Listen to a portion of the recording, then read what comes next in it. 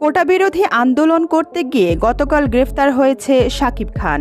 গ্রেফতারের সময় করা একটা ভিডিও বেশ ভাইরাল হয়েছে সোশ্যাল মিডিয়ায়। এদিকে শোনা যাচ্ছে গ্রেফতারের পর গতকাল শাকিব খানকে কারাগারে পাঠিয়েছে আদালত। কোটা আন্দোলনের শুরু থেকেই সাধারণ শিক্ষার্থীদের পাশে দেখা গেছে শাকিব খানকে। ফেসবুকে একাধিক স্ট্যাটাসের মাধ্যমেও শিক্ষার্থীদের সমর্থন জানিয়েছিল শাকিব, যার কারণে নাকি গ্রেফতার হয়েছে জনপ্রিয় এই নায়ক।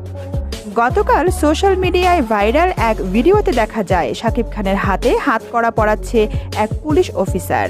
পরে শাকিব খানকে থানায় নিয়ে যায় পুলিশের ওই দল।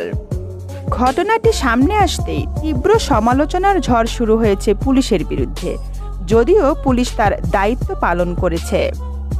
অন্যদিকে কোটা আন্দোলনে সাধারণ শিক্ষার্থীদের পাশে নামতে দেখা গেছে বাংলা সিনেমার অনেক জনপ্রিয় নায়ক নায়িকাদের, যার মধ্যে দেখা গেছে নায়িকা বাঁধন সহ নায়ক সিয়াম আহমেদ, অভিনেতা মোশাররফ করিমকেও। এদিকে শাকিব খানের গ্রেফতারকৃত ভিডিওটিকে গুজব বলে দাবি করছে তার শুভাকাঙ্ক্ষীরা। যদিও ভিডিওতে স্পষ্ট দেখা যাচ্ছে শাকিব খানকে গ্রেফতার করেছে পুলিশ। শোনা যাচ্ছে বর্তমানে ঢাকা কেন্দ্রীয় কারাগারে রয়েছে শাকিব খান। দুদিন পর জামিনের জন্য আবেদন করবে শাকিব খানের উকিল।